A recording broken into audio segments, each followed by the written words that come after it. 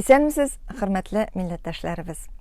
Бүген Дөнья студиясендә кунакта танылган композитор, Габдулла Тукай исемендәге премия лауреаты, Россиянең атказанган сәнгать эшлеклесе, Татарстанның халык артисты Резидә Әхиярова. Резидә апа, исәнмесез? Исәнмесез. Сезне күрүемә мин бик шатмын. Күптән очрашканыбыз юк иде. Әле кайчандыр без сезнең белән ТНВ каналында бергәләшеп Ринат абый Харис белән сезнең гаилә хакында тапшыру төшергән идек. Бит насыйп булгач, менә без сезнең белән кабат очраштык. Мин сезне, беләсезме, сокланып та, яратып та күзәтәм. Гаҗәпләнәм дә. Рәхмәт. Резидә апа, гаҗәпләнүем нәрсәдә? Менә безнең композиторлар арасында авыр әсәрләр дип әйтегәйме, күләмле әсәрләр, симфоник әсәрләр язучы хатын-кыз композиторларыбыз бик сирәк, бармак белән генә санарлык. Шулай ук опера язучы хатын-кыз композиторларыбыз да бик сирәк. Бу очракта инде сез безнең татар операсын бүгенге көндә үстерүче композиторларның берсе, ансын да әйтеп үтәргә кирәк. Әйтегез әле, менә ни өчен сез шундый авыр юлны сайладыгыз? Ничектер бит җиңелрәк җырлар язып кына да популяр булып була. Минем иҗат тормышым консерваторияны бетергәч инде мөстәкыйль рәвештә башланды 80нче елны. Шул консерваторияны бетергәч мин җырлар күп яздым. Ул вакытта концертлар да оештырып йөрдек без, радиода гомумән бик күп артистлар белән, хәзер инде өлкән буын артистлары белән мин бик күп эшләдем. Ул Венера Ганиева. Сезнең җырларыгызны искә төшергән менә Зәңгәр туман инде ул гел яңгырап тора 30 елдан. Аннарысын яратыгыз дигән җыр бик популяр. Бәхетле булыгыз. Бәхетле булыгыз. Зинһар өчен хөрмәт эшләремә. Аннарысын ак кәгазь, ул да минеке. Ну, алар бик күп, хәзер битнесен әйтеп тә бетерерлек түгел. Шаба атлар шаба, Идел йорт, белми калдым. Җырлыйдыр ул җырлыйдыр. Күзләремдә минем нурлар киби, сыман нурсыз калла кебек, җырларымда сүзләр. Әй сөйкелем синең, хисең минем өчен әле һаман. Зәңгәр туман, синең хисең зәңгәр туман.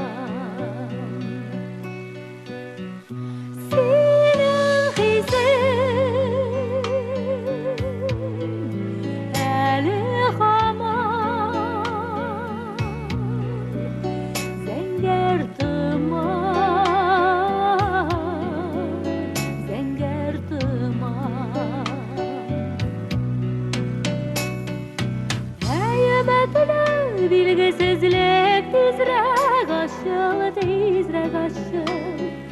tizrek üzger.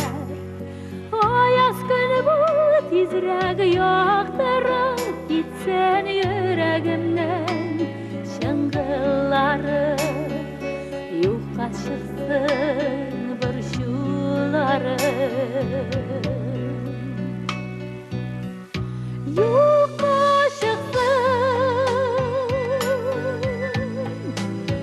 bir şuları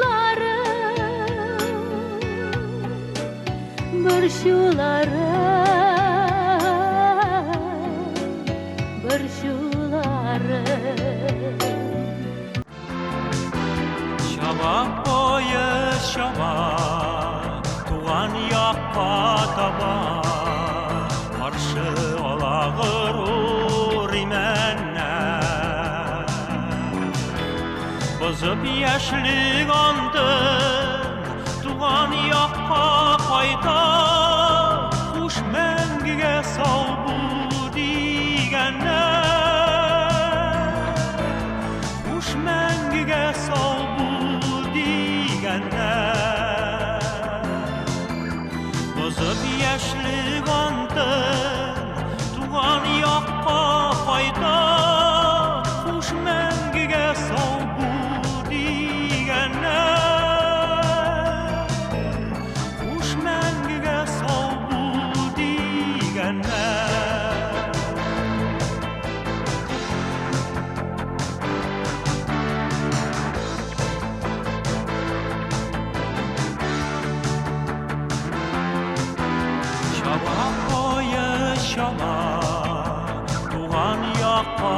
таба түземнәрем узды шамада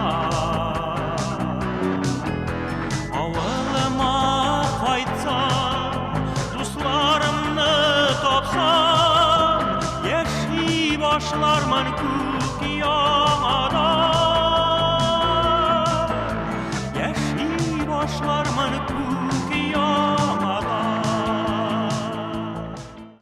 Тәрәздә зәңгәр төн, өстәлдә ак кәгазь, каләмем яз төсле карада. Мин сиңа омтылам, мин сиңа ашкынам, мин сине өзелеп яратам. Мин сиңа омтылам, мин сиңа ашкынам, мин сине өзелеп яратам. Тәрәздә алсу таң, өстәлдә ак кәгазь, каләмем җәй төсле карада. Мин сине чакырам, мин сиңа ялварам, мин сине өзелеп яратам. Җырлар мин бик күп яздым. Берничә 15-20 ел точно яздым мен. Төрле вакыйгаларга багышлап анда теге менә Хөррият һәйкәле ачылганда шул вакытта да миңа мөрәҗәгать иттеләр. Мин махсус җыр язган идем. Венера Ганиева белән Альберта Садулин башкаруында яңгырады ул. Гомумән мин менә бу зур авыр жанрларга сез әйтмешли. Мин озак еллар килдем. Чөнки менә җырлар язу белән бер рәттән мин симфоник әсәрләр яздым байтак кына. Ул симфоник поэмалар, вокаль симфоник әсәрләр, тавыш белән бәйле симфоник әсәрләр, төрле одалар, төрле жанрларда. Бу нәрсә аша үтмәсә композитор, минемчә, ул халык күңеленә керерлек шул жанрларда иҗат ителгән әсәрләр яза алмый. Әлбәттә, ниндидер юл узарга тиеш. Ниндидер юл узарга тиешбез без композиторлар. Һәрбер композитор бәлки үз юлы белән барадыр.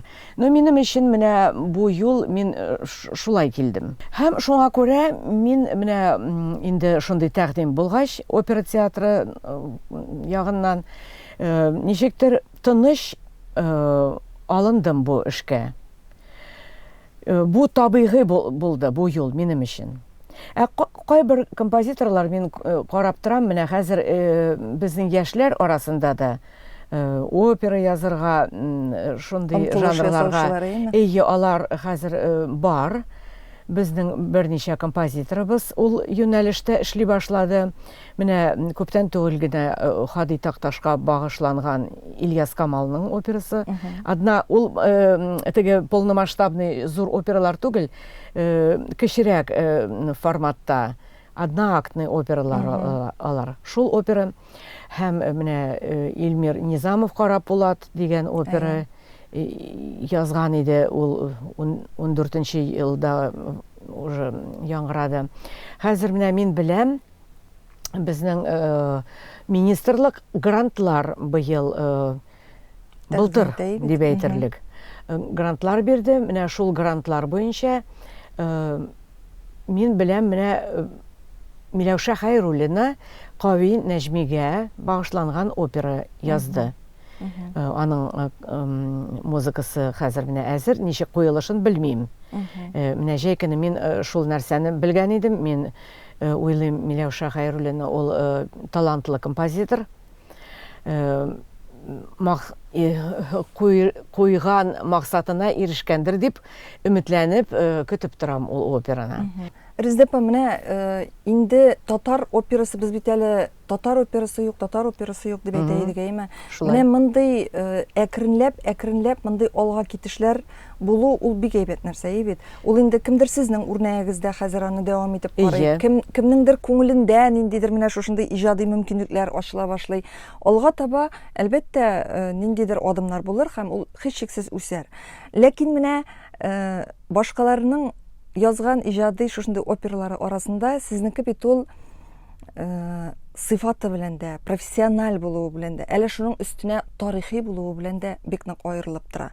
Тарихи темаларга опера язу ул инде гаҗәеп катлаулы нәрсә. Мин аны менә музыка белгече булмасам да, ул музыканы тыңлаганда гына да шоклар катып утырасың. Анда бит тарихи әсәрләрдәге сугыш темасында, гомумән кешеләрнең характерында, барсында ничектер түгел итеп бирергә кирәк. Хатын-кыз буларак, менә бу тарихи операларда көрәш барышын, һәм шул көрәштәге гаскәрләрнең характерын сез аны каян беләсез, сез аны ничек яза аласыз?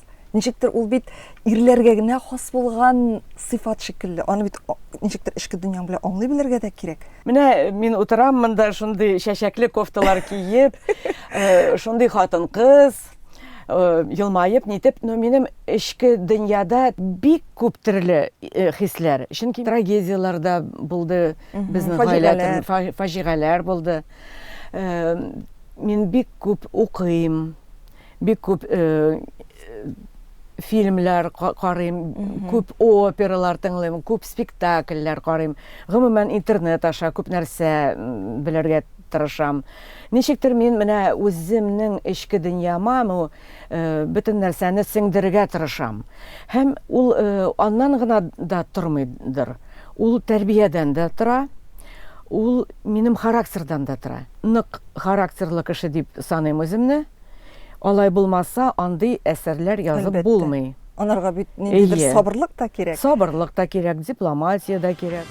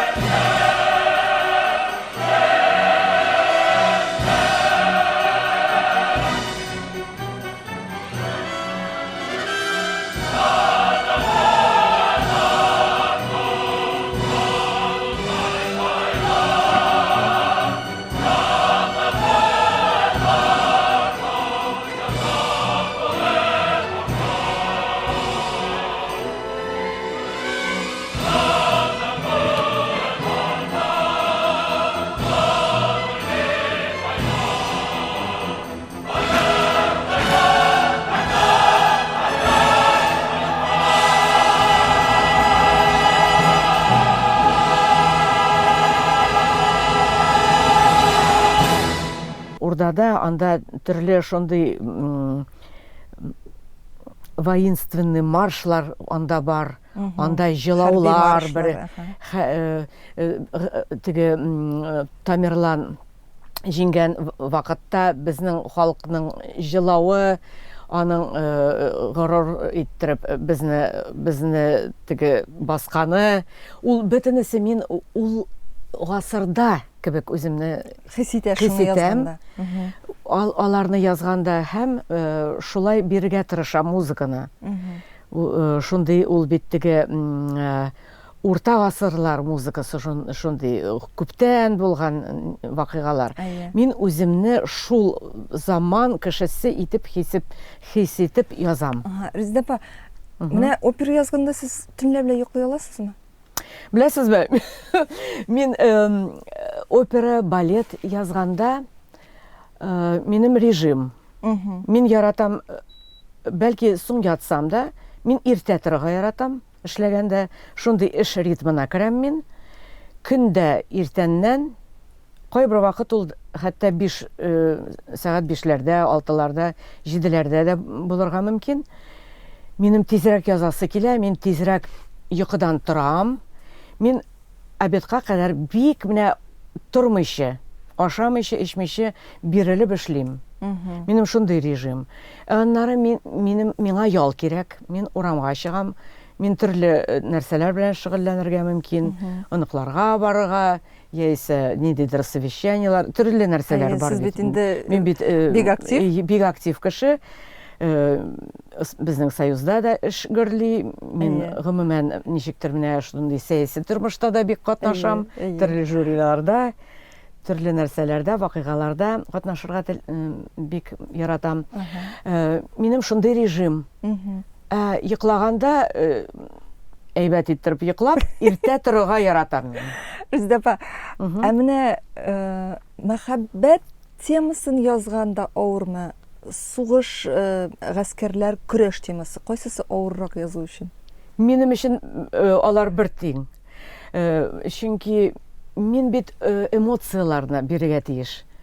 Мин шул хәтле язганда, менә шул кеше булып үзем яшим. Менә Сөембикәне язганда, мин ничек Сөембикә күзлегеннән карап, ничек ул хис итер икән моны. Ничек, нинди хисләр анда булган икән дип язам. Шул чорларны, шул баласына карата, шул безнең халыкка карата, аның хисләрен бирергә тырыштым.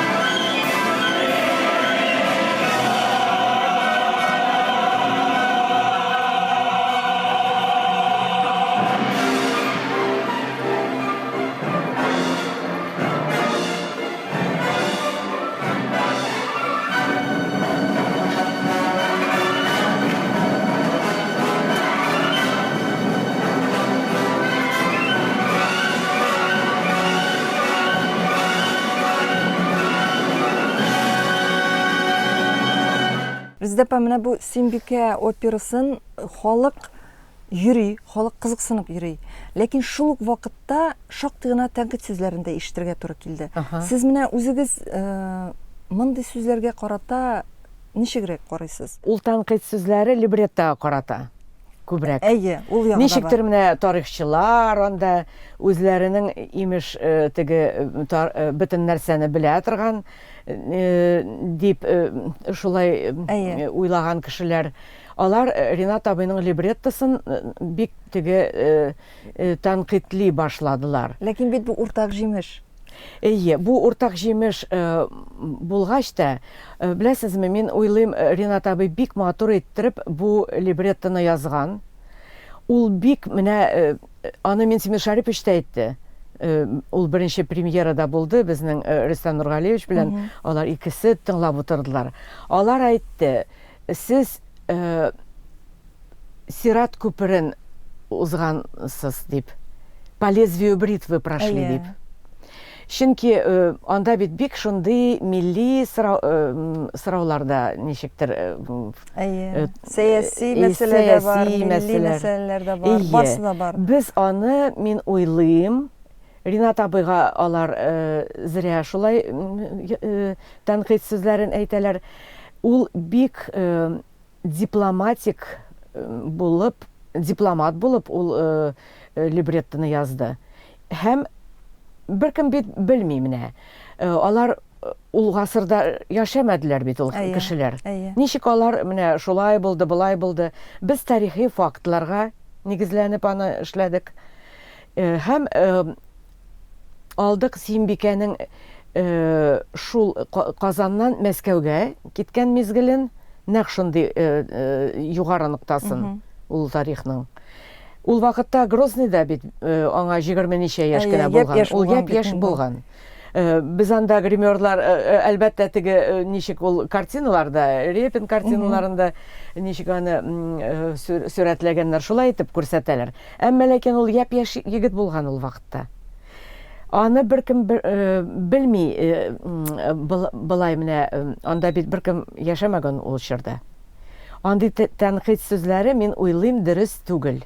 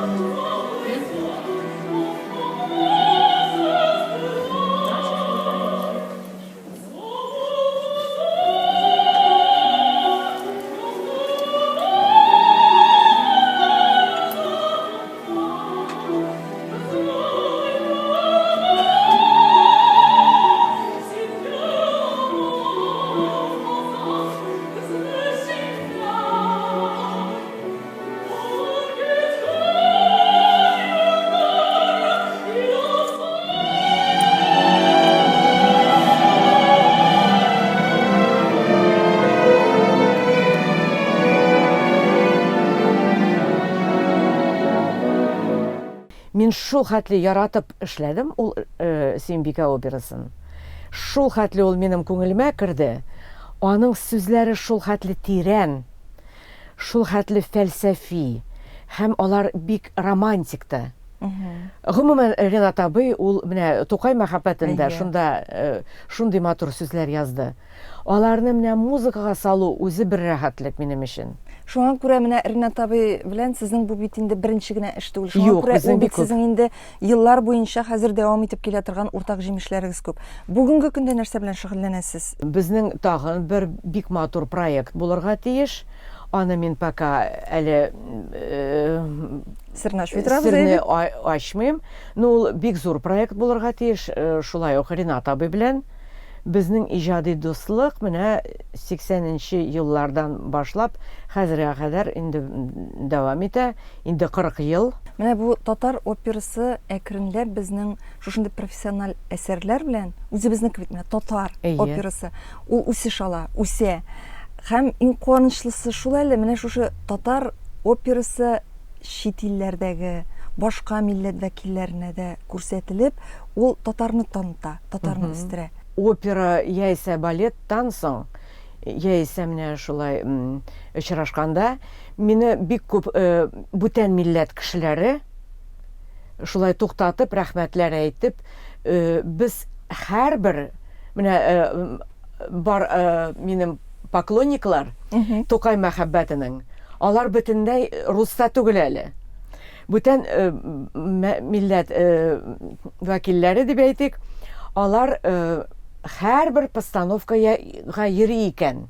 Хәтта больницалардан сорап врачтан операга килеп, аннары кабат больницаларга Менә яталар. Менә шулай иттереп, менә шундый нәрсәләр дә бар, безнең милләт кенә түгел. Гомумән бит безнең менә татар тамашачысын иретергә кирәк. Татар музыкасын, татар операсын яратырга. Бүтән театрларны гына түгел, безнең опера театрын. Мин уйлыйм, мин бераз шул юнәлештә үземнең әсәрләр белән ничектер эшлим дип. Чөнки менә алар яратып киләләр, безнең татар милләт кешеләре. Гомумән менә көтеп торалар. Финляндиядән килгән, Швециядән киләләр.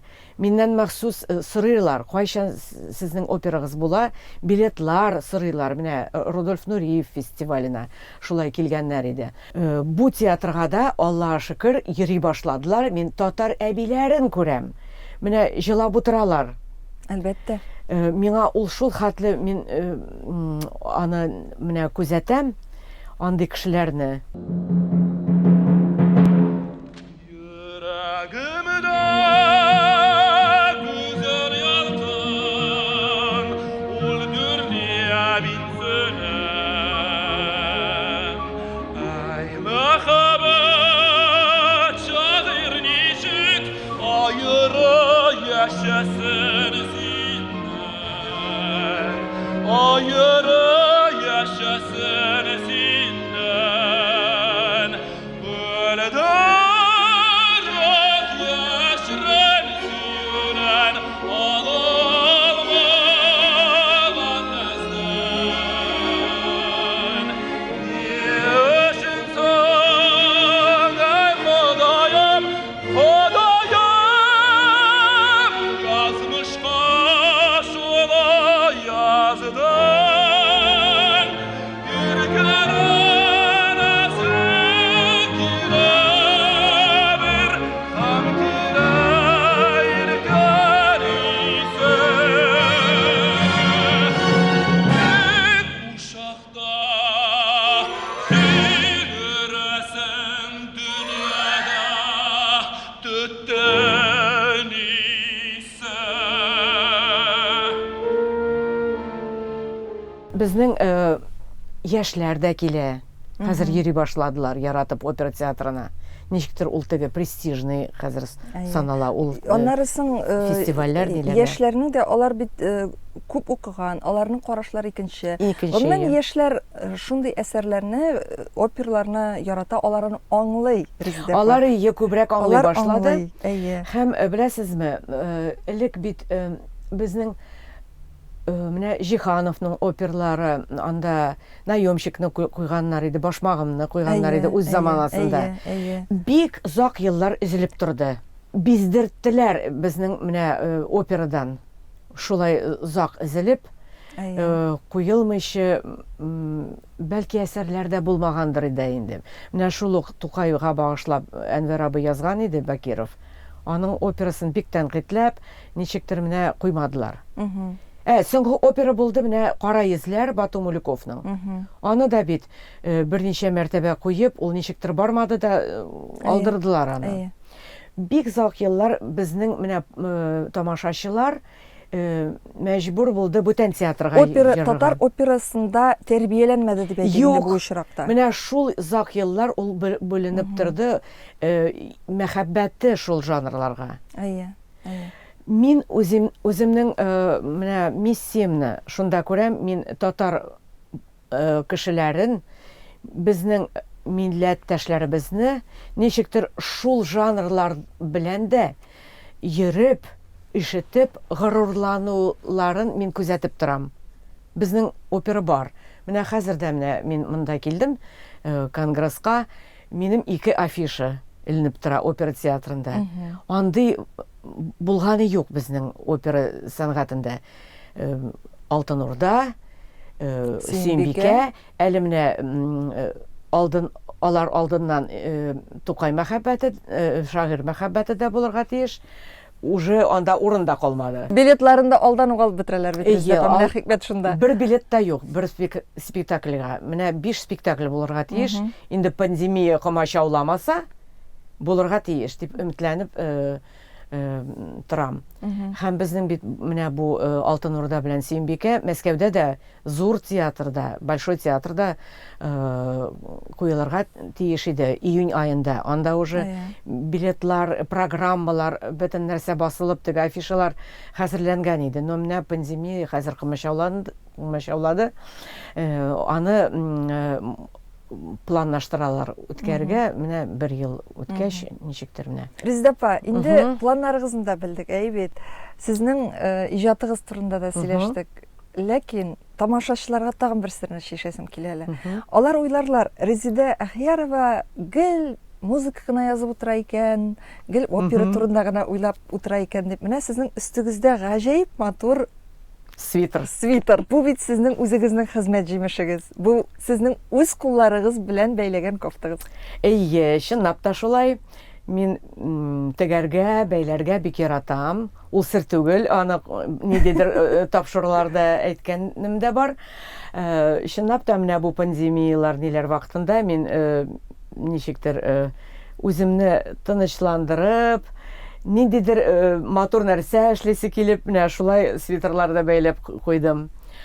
Гомумән мин элек үзем бәйләгән күлмәкне киеп, тапшыруда да төшкәнем бар. Ул тапшыруны минем яраткан шагыйрем Роберт Миннулин алып барды. Ул 80 ниндидер елларда ул бик матур тапшыру телевидениедә. Ул вакытта әле менә Венера Ганиева, Асаф Валеев, Рәмзия Зинатуллина, Айдар Файзрахманов, Рима Ибраимова яшь вакытларында ул тапшырда төшкәннәр иде. Мин ул тапшыруда үзем кигән күлмәк киеп төштем.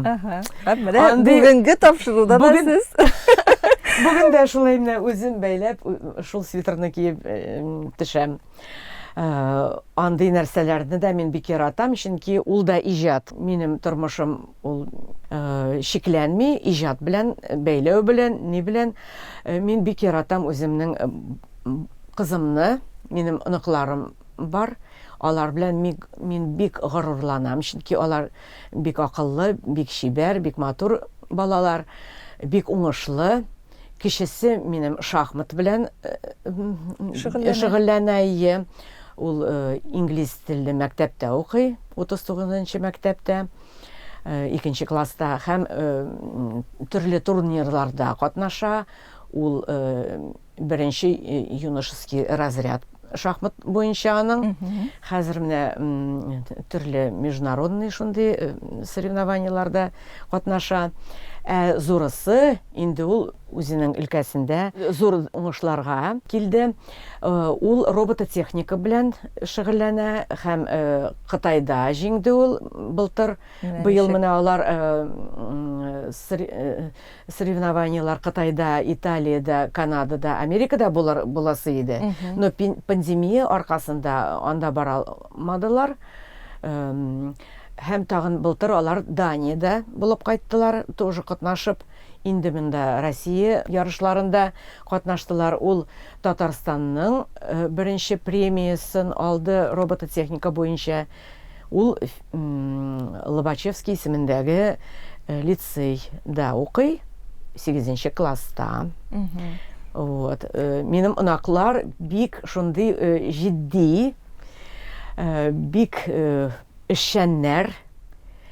Мин аларны шулай иттереп үз максатына ирешеп, шул куйган максатларына ирешергә өйрәтәм.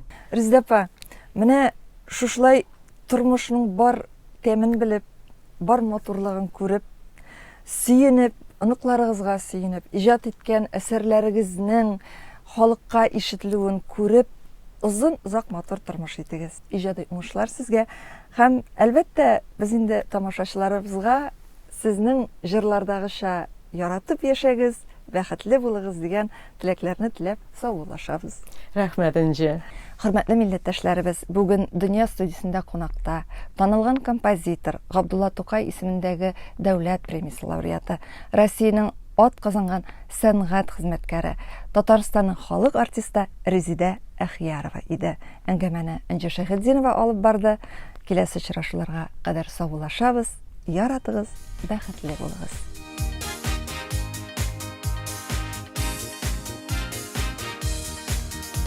Яратып